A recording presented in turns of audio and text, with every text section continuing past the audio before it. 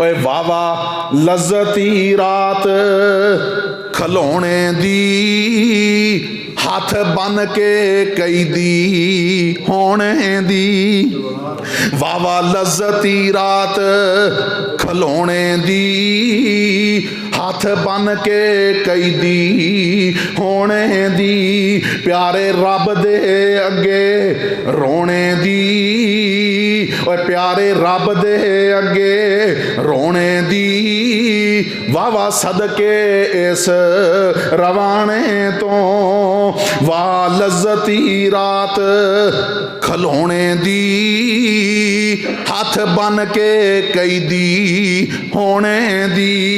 प्यारे रब दे अगे रोने दी वावा सदके इस रवाने तो।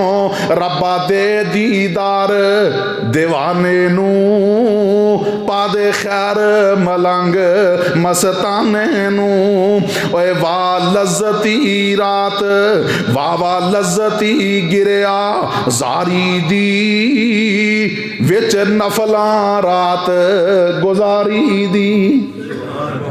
वावा लज्जती ओए वावा लज्जती गिरिया जारी दी विच नफलां रात गुजारी दी। वावा नींदर इस खुमारी दी अग लावा मैं लिहाफा नू।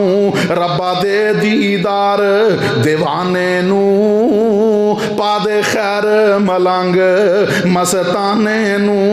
जेड़ी अख जगराते घटदी नहीं विच सजदे अथरू सटदी नहीं। जेड़ी अख जगराते घटदी नहीं विच सजदे अथरू सटदी नहीं। जिथों रोकीए उथों हटदी नहीं। तत्ता सुरम चू इस विच पा लै तू। वाह रब्बा दे दीदार दीवाने नू पादे खैर मलंग मस्ताने नू। और मेरे मोहतरम भाइयों नबी अलैहिस्सलातु वस्सलाम ने फरमाया अलैकुम बिक़ियामिल लैल। लोगो रात दे क़याम नू लाजम पकड़ लो। फ़इन्नहु दाबु सालिहीन क़बलकुम जेड़े तुहाडे तो पहले नेक लोग सी और रात तहज्जुद दे वक़्त उठ के अपने रब दे नाल हम कलाम होया करदे सी अपने रब नू राजी करया करदे सी। फरमाया कि अलैकुम बिक़ियामिल लैल फ़इन्नहु दाबु सालिहीन क़बलकुम तुहाडे तो पहले जो नेक लोग गुजर चुके ने और रात दा क़याम करया करदे सी।